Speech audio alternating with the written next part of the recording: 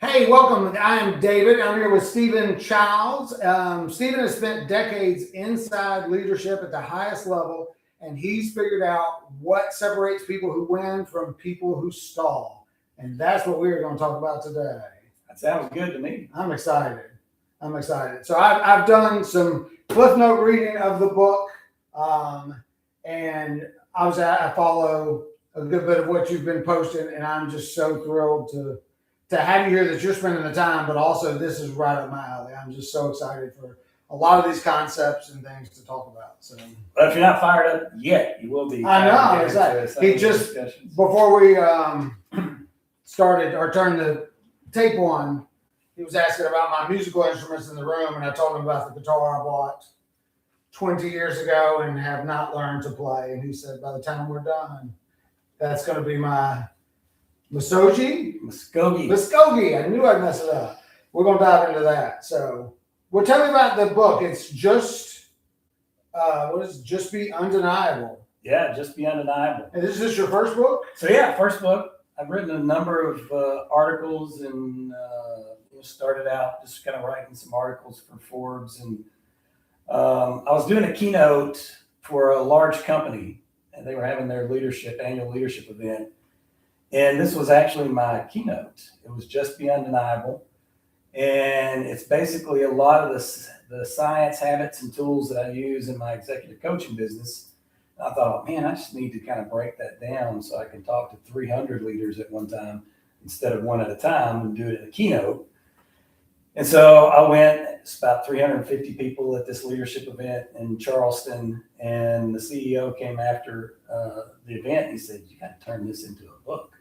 I was like, oh, that sounds like a good idea. Yeah. So I took some of the tools that I use in there. One's time boxing that I use a lot with my clients. It's where you pick one specific time, stick to that time, don't give it up unless you have to give it up. And so I put something on the calendar from 7 to 7:30 every morning, and I just wrote. So I tried to figure out how to take the sections of the keynote and then build it up and do the chapters of the book.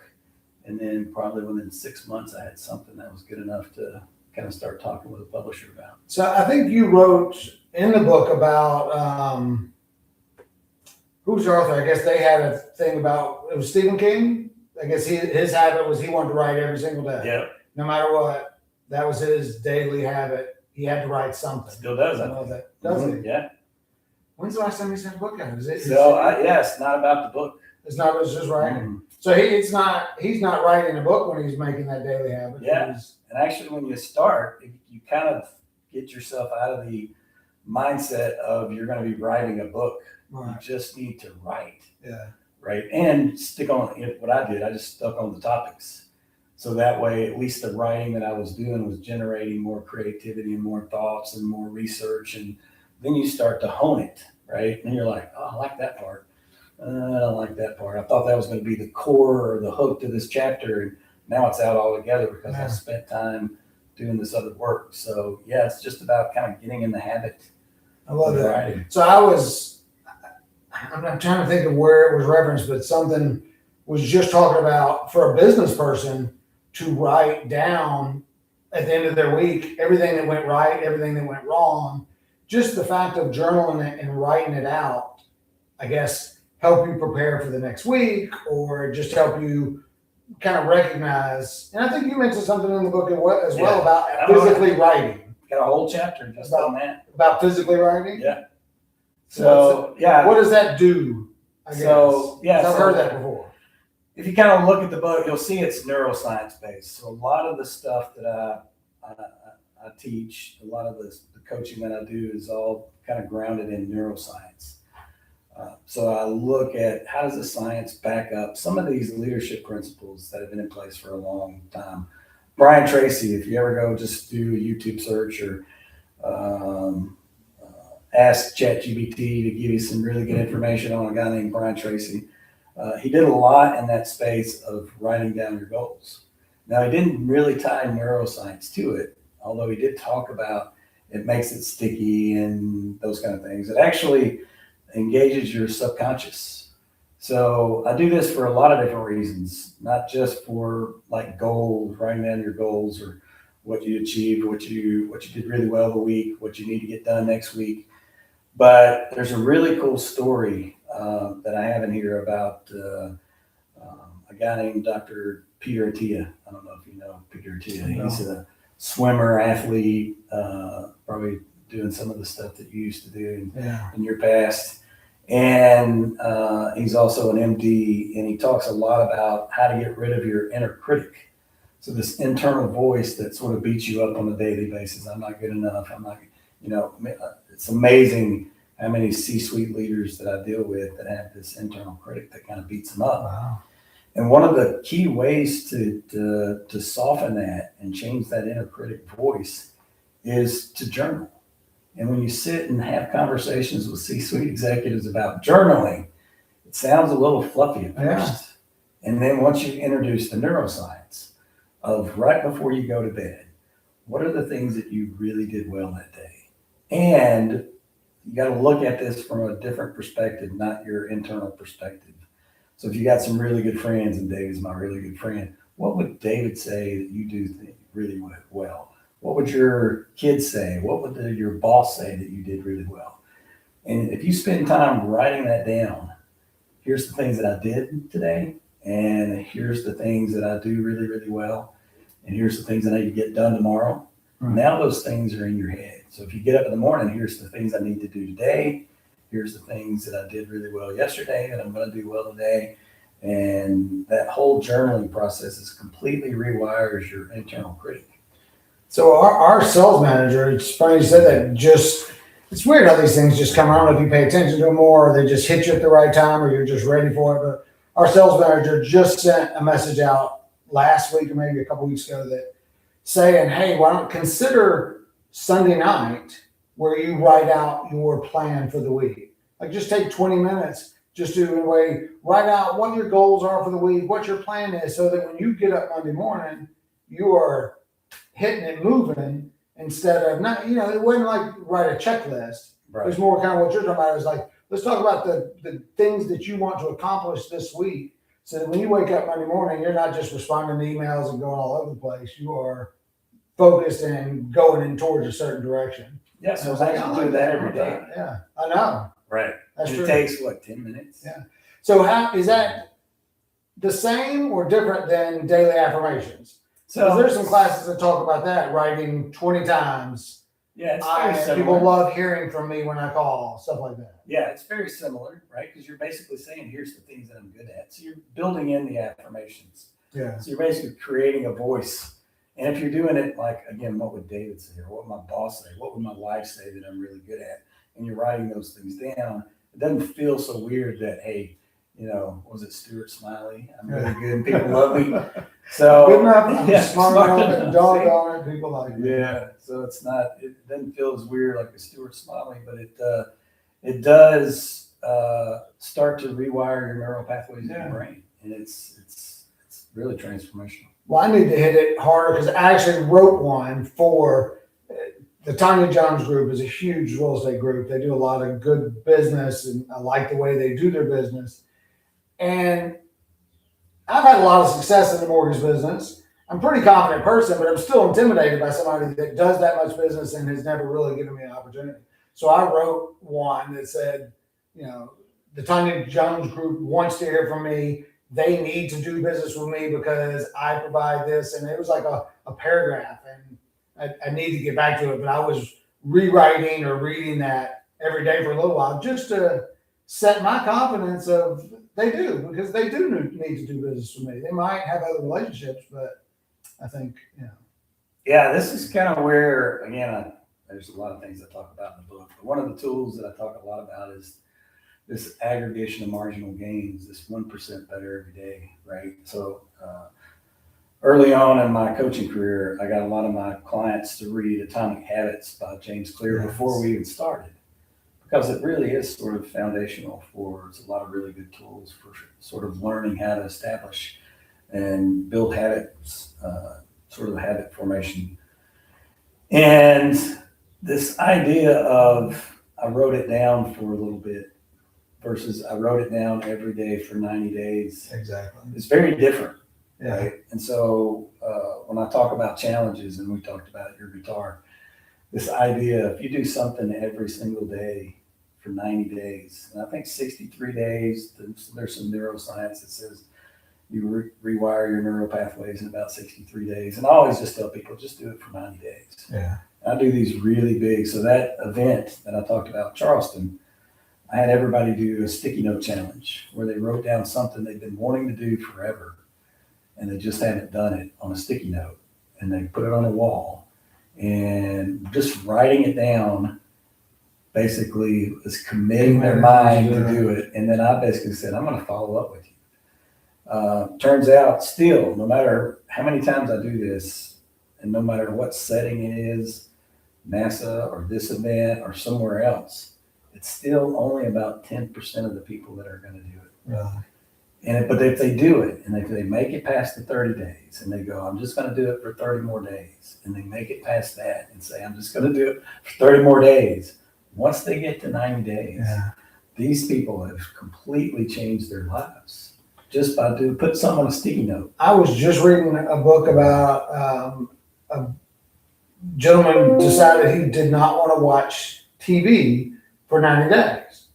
And it was exactly the same thing. He said, that's all I want. I want to turn it off and shut it down and read books and do nothing. So for 90 days, he did it. And once he got to 90 days, he was like, well, that wasn't so bad. I'm already doing that. I might as well go for 6 months. And then he did it for 6 months. And he was like, well, I got to do a year now just to say I did a year. And then at that point, when he was writing the book, he was 3 years in. And he said he doesn't know that he'll ever go back to actually watching TV. I don't know what that meant, because he kind of hinted at he was a Eagles fan or something. So Might go watch the news. I can't imagine, like, I get maybe turning off the news and all those things, but But it could probably dramatically change the way his habits were around TV. yeah, How much time he was spending versus, I'm going to treat myself to a game, but I'm not going to sit in front of the tube yeah. for this long period. Well, I'm amazed at how many people do sit, and there are times Friday or Saturday night, definitely in football season it's all day, but there are times when I just sit and veg out on some dumb TV shows. Yeah. But I don't watch news. Or I don't I don't have the TV on just for the sake of having it on. But in conversations, I hear that a lot of people just are addicted to the news. They just have it on all the time, and that shocks me, because why would you want that on the TV all the time? Yeah, people get it. It's whatever your habits are. They're either, I think I put this in the very, I think now in the new version of the book that's come out, I think it's chapter 3, but it's either your habits are either helping you or hurting you. Yeah. There's zero in between, and you've got to figure out what that is, right? Yeah. But again, that 90-day time period. So if you took, again, there's another tool in there that's this 100-hour rule. Jesse Itzler, right? If you know Jesse, he talks about like the big ass calendar, and he does these really long runs, and he was an entrepreneur that had a jet company early on, but he talks about this rule of 100, just taking 17 minutes a day or 18 minutes a day every day for 1 year is 100 hours of deliberate practice. There's a whole study that was done. So the neuroscience backs this up too. And if you do something 18 minutes a day, you're going to be better than 90% of the people. That's amazing. In that space. And again, not everybody plays guitar, so you'll be better than 90% of the people. Yeah. But you'll be doing some. Apply that anywhere though. Anywhere. Apply that into being a real estate agent, a mortgage person, a church leader, or whatever that is. A kid in school. And somebody 18 minutes a day on your cello, you're going to be better than. And tell me you don't have 18 minutes, right? So I know you have 18 minutes, because right now I'm 33 days into my newest challenge, which is waking up at 5:30 every morning and working out, right? So, and it's the 5:30 that's the challenge, the working out. That's I'm pretty comfortable doing. So is that weekends too? Every day, weekends, vacations, whatever.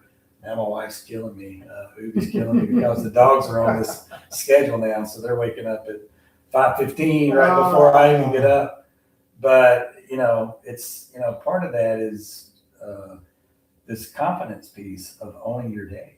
Yeah. So even if you got up at 6 and you did something from 6 to 6:20, and I always tell people, if you're going to do 15 minutes, just do 30 minutes. So do something for 30 minutes, whether it's writing a book, which is what I did for 30 minutes, or work out, or play guitar. If it goes back to doing hard things, we'll talk about that. But doing hard things actually make you happy. Spending 30 minutes a day on something for 90 days is, again, life-changing in so many ways, because then you just stack it. Yeah. What am I going to do next 30? Like this Habit guy. stacking. I Habit love that. stacking, I love that right? theory or whatever you would call it. Right. That's a good part of the book. So in the beginning of your book, I wrote this down because I wanted to ask. You said before you start, I think it was before you start building habits or disciplines, you had to build your identity. Yep. So what does that mean, to build your identity? Yeah, so you got to get your head in the game. So you got to get your mind right before you start working on the tools. Even if you before you pick a 90-day habit, before you start doing the habit formation, there's, again, some of the concept I talked about of just getting this internal voice to where it's supporting you, and figuring out if you do have an internal voice that's kind of beating you up on a regular basis. Yeah. Most people know. They're like, yeah, if you're going to go into a meeting, what is your voice telling you before you go into that meeting? Hey, I'm nervous. I'm probably not going to do well. I'm probably going to screw this up. I'm hoping I don't get it wrong. I'm going to disappoint my boss. If that's an internal voice in your head, the first thing you got to do is figure out how to solve for that.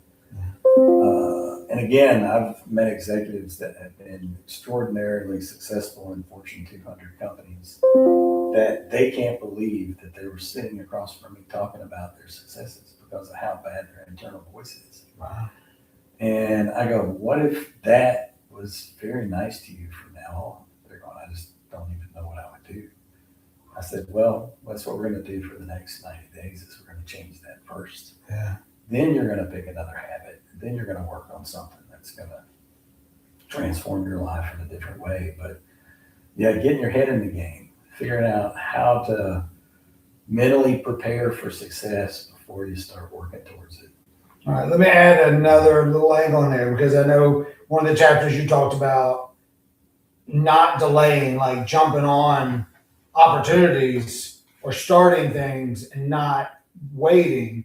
So this is part of starting, is going through this process. But if they're picking this, okay, I'm gonna do 100 days on the guitar, and I want to sit and think and get my mind right. Like, what does that look like? Because I don't want to sit and think for 3 weeks about getting ready to play the guitar. So, but you're telling me to get my mind right and get in the game. What does that look like? Is that journaling for a day, write it down? Is it a habit I need to create before I start my other habit? Yeah, depending on kind of where you are, where your headspace is at in the first place. Yeah. Right. So, I do have a chapter about saying yes.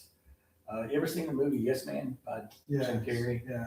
Kind of the idiotic way of Yes. just saying yes to everything because this this guy at a seminar kind of convinced him to take a covenant. Yeah. Commit to a covenant. So it's very similar to that. And this idea of saying yes to things, first is saying yes. Let's just use your guitar as an example. So if you're saying, hey, I do want to commit to the guitar, right? First, before you just go 90 days all in, why do you want to do that? So spend some time thinking about why is that the thing that you want to do? Yeah. Right. So there's a tool. It's another Japanese name of a tool called Ikigai. And it's, I won't go into all the details of Ikigai, but if you just look it up. Goal setting, yeah. Yeah, if you just look it up to try to figure out where you want to spend your time and how that's going to value you.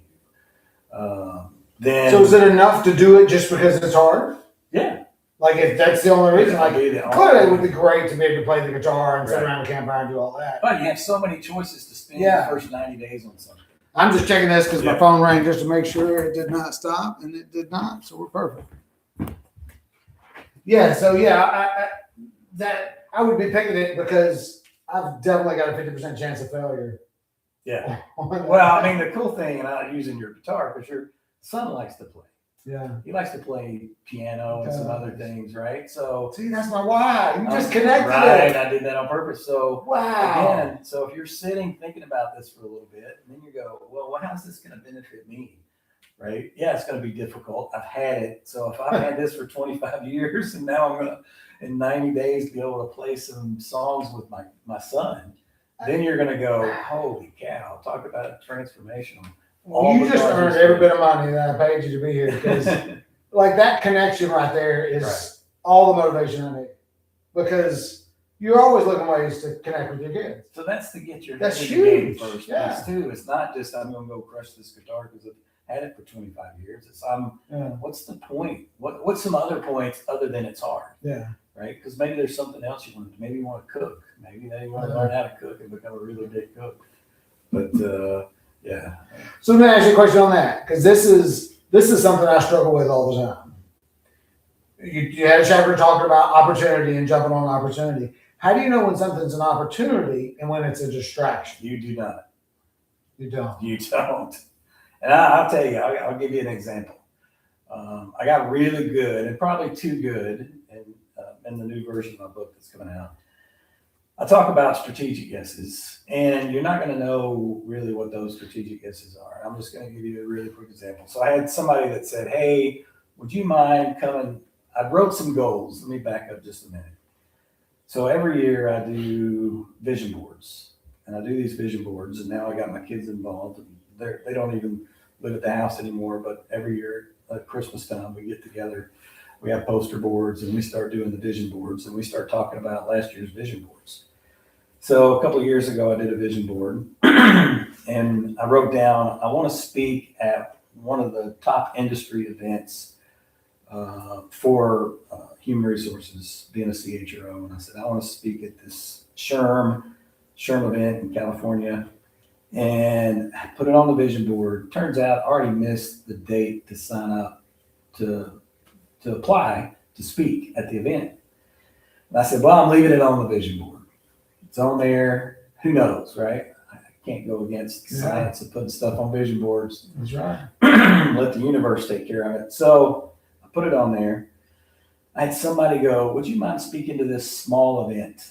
And I was like, yeah, now I kind of do from an opportunity standpoint. I go, is that really going to be a good use of my time? And I go, I guarantee you somebody's going to be very helped by this talk. So I said, yeah, I'll do it. 30 people, I'll show up. So I show up and do this talk for 30 people. Somebody in the audience says, hey, look, I'm responsible for putting together this bigger conference, this Georgia-based conference. Would you be interested in going to this conference, which has about 300 people? I was like, okay, well, yeah, now that'll be pretty cool. I was kind of wanting to do this other talk, and I've already got the keynote. So let me just apply it to this event. So I go to that event. So I get to this event, and somebody in the audience goes, hey, I'm in charge of putting together speakers in this program for this event in California that has 26,000 people. Would you be interested in doing this talk at that event? I go, turns out it's on my vision board. I missed the date. And they go, don't worry about the date. So we're going to get you in. You're going to be speaking at this event. And then I went and spoke at that event. And I can't even tell you, even at that event in San Diego with 26,000 people at this event, the number of people I met, that then turned into more things and me speaking at NASA this past year and just whatever. It's unbelievable, all because I said yes to this small event that really didn't have a strategic value that I could see. Yeah. So you're not always going to know what those strategic yeses are. Sometimes you're just going to have to go, what do I feel? Yeah. Do I feel like this is going to be something that's important? And there's going to be times you're going to turn stuff down that probably could have led to something really cool, because you can't do everything. Right. But most of it ought to be fairly strategic. But don't discount the ones that you are just kind of pulling you. I provide some value for you. Just kind of pulling you in that direction, right? So I tend to still be open to, hey, I've got this group of people. Would you mind just speaking to this one person? I still do that. They're like, hey, would you just talk to this one person and meet him for coffee? And I'll go, I'll do that. Because you never know. Yeah, you don't. I don't want to fight the That's universe. awesome. No, that's good. I've always wanted to be a public speaker, but you talk about the negative self-talk. Like I am quick to go, you really have nothing to say. I'm like, I don't even know what I would talk about, but I just love the idea of, I don't know. I'm not gonna get into my negative self-talk because it's right on top of my head. I'm like, I feel like But it's I'm not an important. expert at anything. And that goes back to getting your head in it. Yeah. So Hmm. how do you work on that first? Yeah. Then once you're coming up with your list for your vision board, all those things on your vision board get easier because you're solving for getting your head in the game first. Yeah. Instead of, it's going to be hard anyway. Whatever you're going to do for that 90 days, if you pick something that's hard, it's going to be hard. But it's even harder if your internal voice is fighting against you. Yeah. So the goal is to solve some of those issues sooner than later. You don't have to just, some can be congruent. You can say yes to other things while you're still solving for getting your head in the game. But that is like, you want to win and you want to really kind of start checking things off a success list, and you want to spend some time with yourself.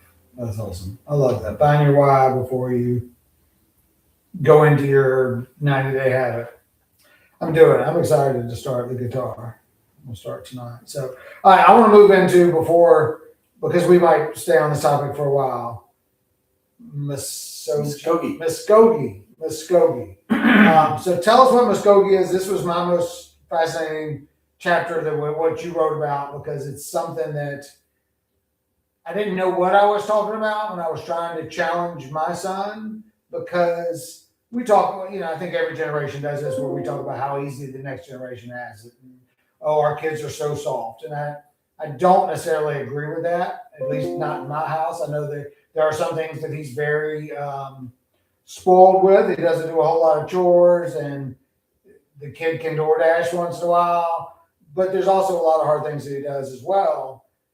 But I worry about the world turning and our youth needing to stand up and be strong men. And so I've talked to him about choosing hard things on purpose. And that's what Muskogee is, Right. Correct? Yes. So, yeah, there's a chapter in my book, Do Hard Things and Be Happy. And, I think there's a lot of misconceptions, and don't get me wrong, because I love to sit on the beach and do nothing on occasion, Yes. right? So there's a lot of beauty in that. That's hard sometimes. In that, especially if you go down the route that I've gone down, it's even harder and harder. But this idea of doing hard things, have a conversation with your son and say, what are you the most proud of? See what he tells you. I guarantee you it's not going to be that I was, playing this video game for 5 hours, or I was sitting on the couch, or I didn't do my chores, or whatever.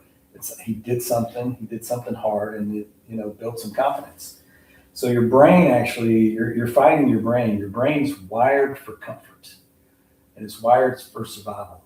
And so for people who want to be successful, it's stepping out of a comfort zone and doing something hard starts to build resilience. And you got to do one little hard thing, another hard thing, and you got to keep doing these hard things. And the more you do it, it's like any muscle, it builds this resilient muscle.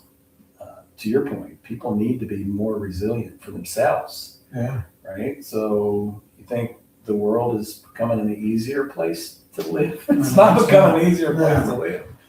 So figuring out how to go do something hard, find your Muskogee. And the idea of that Muskogee is just doing one thing really hard every year. And so I did a lot as it related to kind of sports activities. So I think when I was my late 40s, I started doing these Spartan races. And I had somebody goes, hey, you look like you're in shape. Why don't you go do these Spartan races with us? And I was like, well, I was in shape because I look good in shape, but cardio is it's a whole different thing. You know that from all the stuff that you've done. So I started doing these Spartan races, and man, I started loving these Spartan races. Yeah. After we got through with that one Spartan, I was like, I got to do this again. Yeah. And I started doing really hard things, and then I would do a super Spartan, and I would get other people to do the super Spartan with us. And the cool thing is, if you look at any pictures we take after doing something really hard, everybody's smiling. Yeah. And the reason everybody's smiling is the endorphins and the dopamine and the serotonin that's trying to flow in but it doesn't have to be a Spartan race. It could be going back to school. I've done that twice in my late 40s and 50s. And achieving that, or I've got a motorcycle ride that I'm doing this year where I'm riding halfway across country and back and camping in the middle of nowhere during that trip. Sort of long way around, if you know those series. But to do something hard. So it's the more you do it, the more you're going to want to do it to begin with. But the more resilience you start to build, and you're more confident, you are happier, and it's very overlooked because people, for whatever reason, we need to be easier on kids, or we need to be easier on ourselves, and we need to be easier. And that's definitely the word trauma is thrown around a lot. Yeah. Childhood trauma from, our parents didn't pay us enough attention for us. Well, you're not going to have childhood trauma from doing hard things. Exactly. So I'm sure trauma exists, but you're not going to have childhood trauma for doing hard things. And I just tell people, just pick something. Right. Pick something that's hard. Doing something for So 90 that ties days. back to the guitar. Yeah, doing something for 90 days every single day is really hard. Yeah. One of the 90-day things that I did, the hardest 90-day challenge that I've done, was 0 sugar for 90 days. And that sounds like, okay, no problem. You just sugar with bread and fruit and just anything that even turns into sugar. And again, I've been really hard on myself from a broken bones. I've had 19 or so broken bones, 5 shoulder surgeries, completely restructured wrist surgery. So waking up every morning was a little bit of a chore. When you take sugar out, there's a whole medical science on inflammation and how bad sugar is. I said, I'm just going to try it. So I went cold turkey, 90 days for no sugar. And that was so hard. But at the end of that 90 days, I was a different person. So is there an alcohol that doesn't have sugar in it? Because alcohol turns to sugar. Sorry, dude. so I just did. If you knew me, I'm addicted to sugar, adult or desserts. So for Lent, I didn't try to give up sugar because to me that's just insane.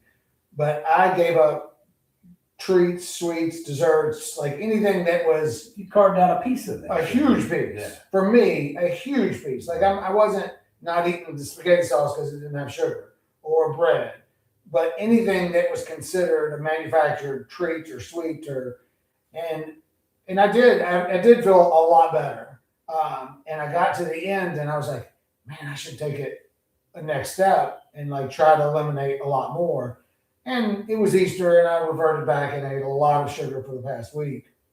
And I felt horrible. Like my body is hurt worse now than it did before. And I wasn't even on no sugar. So I am going to try to I'm going to try to do that as well, eliminate more sugar, but I do like to have a cold beer by the lake. So I don't know if this is the right time of year for me to start about. Again, see, I feel excuses. I know it. I hate it. So, yeah, I mean, it does. I mean, even a lot of the foods that I really enjoy, pastas and stuff like that. So, for that 90 days, but all my inflammation went away. Yeah. And I need that. Yeah, and that was a game changer. And, afterwards, I was sort of like the guy you were talking about with the TV. Yeah. And I wasn't a big sugar guy, but I was a big bread and pasta guy. And, that I've pretty much cut out mostly. So my diet is very low sugar, very low carb, even today, because I went through that 90-day. Yeah. But I was telling her, I think once I get through this 5:30, I'll probably still wake up at 5:30 every day moving forward. But I think I'm going to go back to the no sugar to own the inflammation piece back, right? Well, and it was the hardest thing, and I was so proud to do 90 days. That's huge, because I know how difficult that is. Because I know how difficult it was just to avoid desserts or treats.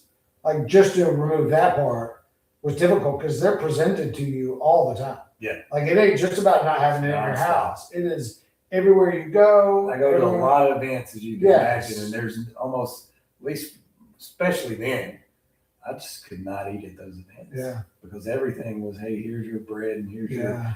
you know, some kind of stuffed chicken and here's your dessert. I was Oh, my like, goodness. I guess I'm bringing my own So, for 90 wow. days. So the original, I don't know if original is the right word, the Muskogee was talking about water and cold water as the cleansing. Is that tied into ice baths in any way? 'Cause we Well, talk it's about how it's the a lot of same, people the start same doing that. concept of, you know, if you hear Joe Rogan talking about doing his ice baths, you know, doing the ice every morning, Yeah. and he does it every day. And he, you know, he's a very healthy guy, so he does it some for the health. He'll tell you that he's not doing it just for the health. He's doing it to prove that he owns the day. Yeah. So it is going back to doing something very hard, and it doesn't matter, especially if you don't like it, do it. Right. And that's what's going to kind of rewire your brain to go, okay, I can do anything. Yeah. Right. It's just going to make a. I heard a preacher talking about, he was calling out people that were fasting for religious beliefs or whatever, and they were doing these fasts of, oh, I'm going to not eat bread on Fridays. And he was talking about how, he said, fasting is great if it is something that is extremely difficult for you. Like you can't just cut out Cokes and you really aren't addicted to Cokes. Like if you are not, if it is not something that's extremely difficult, then you are not proving to your mind that you control the body. Right.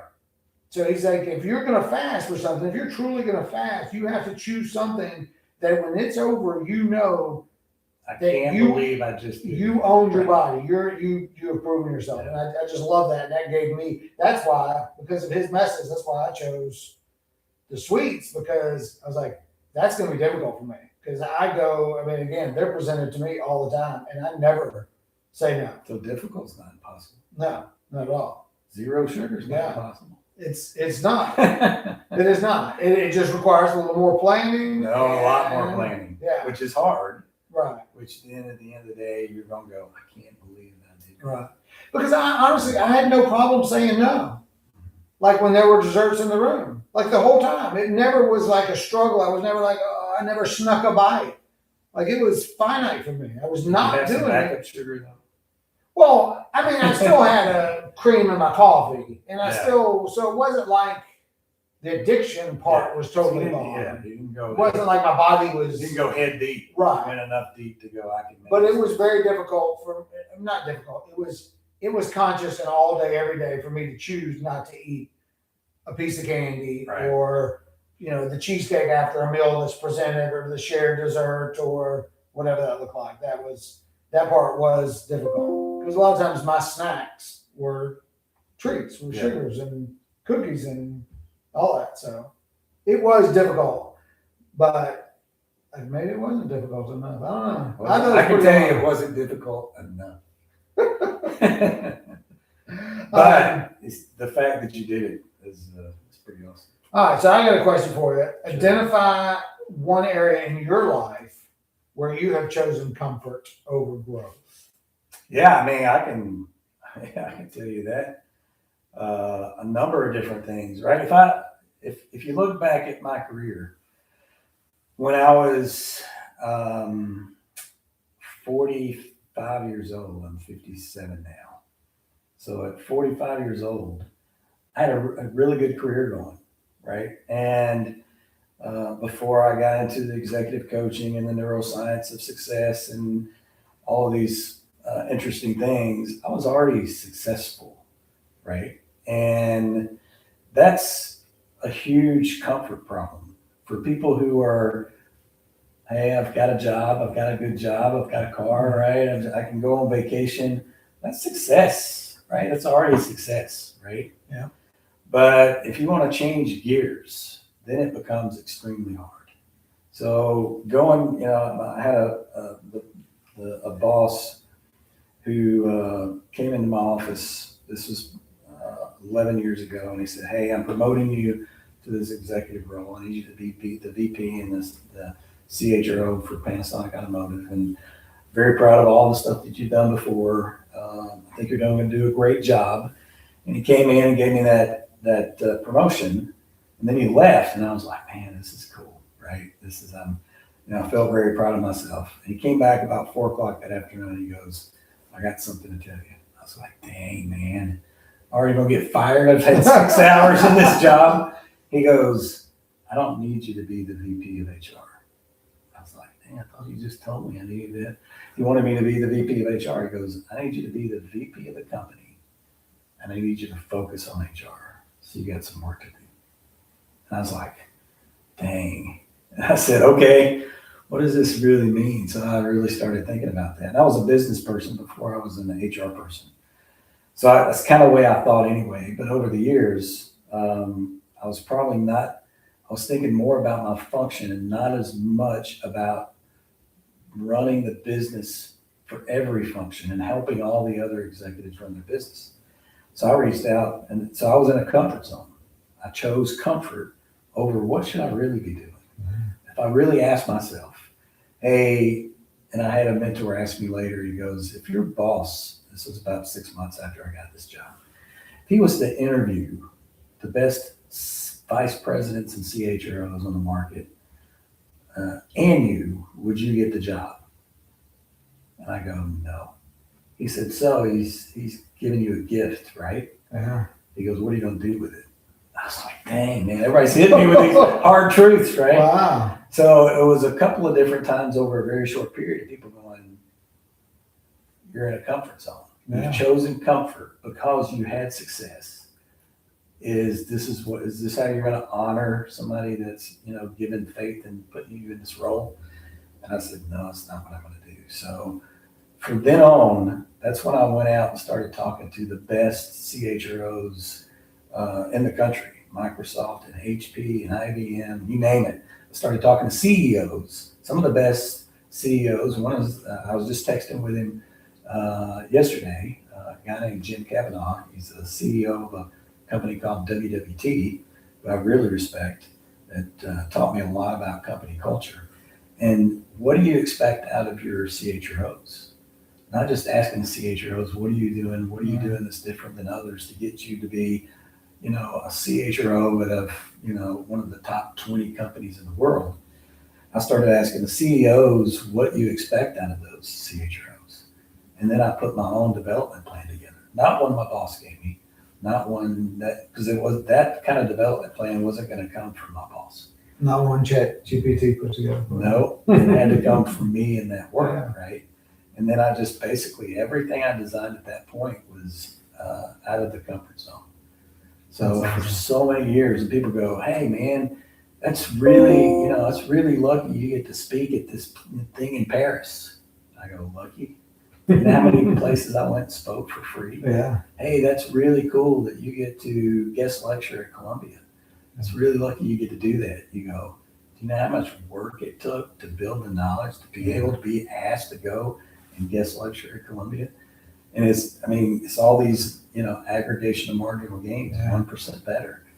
That goes back to the athlete where they talk about how, wow, look at you just run out on the field and throw touchdowns. Yeah, aren't you great? Shooting. You're so great. You're so lucky to be that talented. And it's like, well, you didn't see me here at 11 o'clock last night shooting 1,000 free throws. And you didn't see all of that work. Kobe Bryant's 4:30 in the morning workouts, and his team members would ask, what are you doing? Why are you in the gym at 4:30 in the morning? He goes, so I can have the most points at the end of the game, right? And he's like, this didn't come free. Yeah. But it's the mindset shift that changed, right? So, those kind of wake up moments still hit me from time to time where I go, oh man, I should be doing something different. Well, I love what you started with there. And anybody can use this. I mean, real estate agent, especially if you're in sales, but anybody is if the best mortgage loan officers, if there were 5 of them lined up and the buyer was interviewing those 5 to see who, or those 5 real estate agents, or those 5 secretaries, or would they choose you? And if you can't answer yes, then maybe we need to step over. And it's highly likely you're not going to answer yes. Yeah. But the other piece is when have you ever reached out to those 5 best real estate people in the world and said, what are you doing different? Yeah. And then the asking the question is one thing, because I asked the question.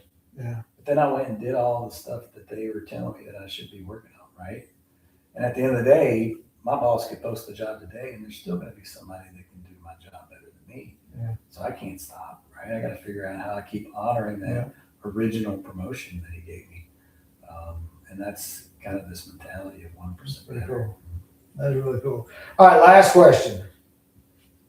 How do you know when you're being undeniable? How do I know if I'm in that state, or how do I know that I've read your book and I'm acting on it? How do I know I'm being undeniable? So the cool thing is, if you get the new version, there's some testimonials in there. And again, the testimonials are from people who are already successful, but they wouldn't consider themselves undeniable at the time, right? Even C-suite executives that have put the testimonials in there. And part of it is, yeah, you can be successful in different areas, but I'll give you my version of undeniable is when you're so proud of who you are as a person. Forget the job. Right. Right. So think about the more you do that's difficult. So the stuff that I've done from a career standpoint to make me a better executive, I'm very, very proud of. A lot of those tools that I've used, actually, I've used at my home, right? With my family, with my friends, to be a better dad, a better husband, a better friend. And when you start blending those really cool habit tools of active listening, using that to be a better listener for your kids, or doing some 90-day challenges that, you know, are with you and your wife. When you start blending the work stuff with the home stuff, man, that becomes just golden. And so many people learn so many of these business books or sales books or real estate books. Just think of the principles that are in those books that you could do with your own family. So I say undeniable is not just the fact that you can go crush your goals. How do you feel after you've done it? I love that.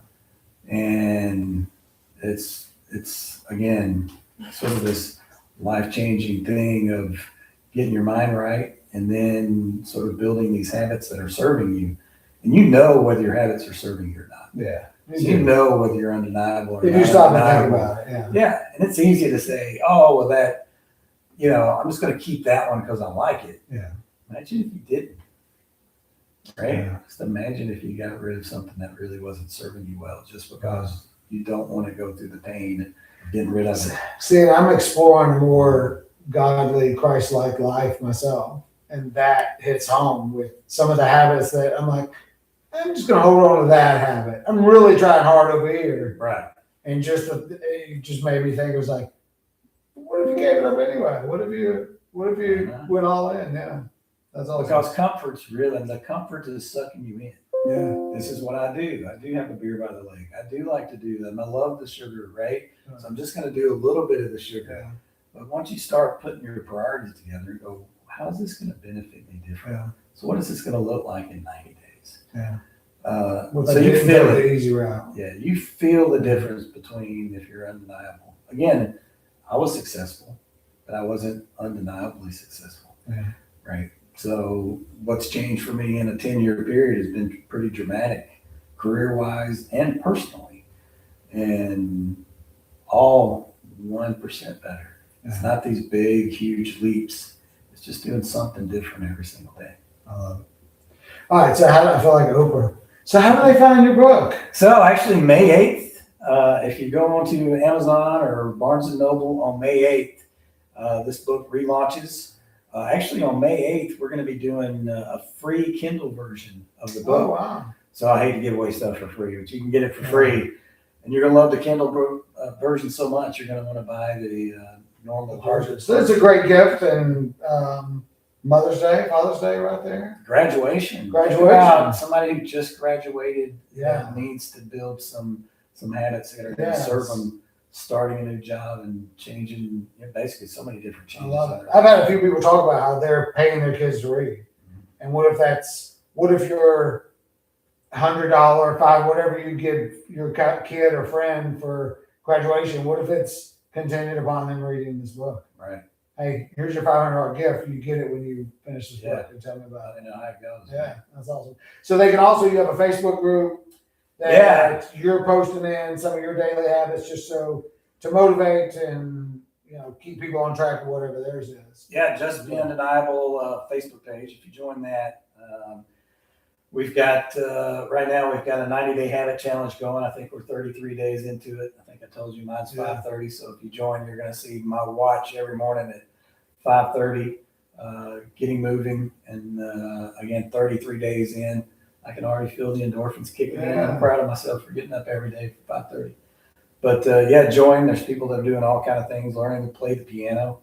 I have I'm gonna start a band just for your my son-in-law is learning to play. He's in the Air Force, but and he's actually running a marathon too, so he's training for that. So he's doing 2. Wow. And one of them's playing the piano, so he's been wanting to do that for a long time. So That's you can do anything. Just take Yes, you it can. 90 days at a time. Thank you very much. All right, thanks for having me on. I All appreciate right. it. Yes, sir. Good to see you. Man, we should be famous after that. That was awesome. Oh, 50 minutes. So we stop. Hey, world.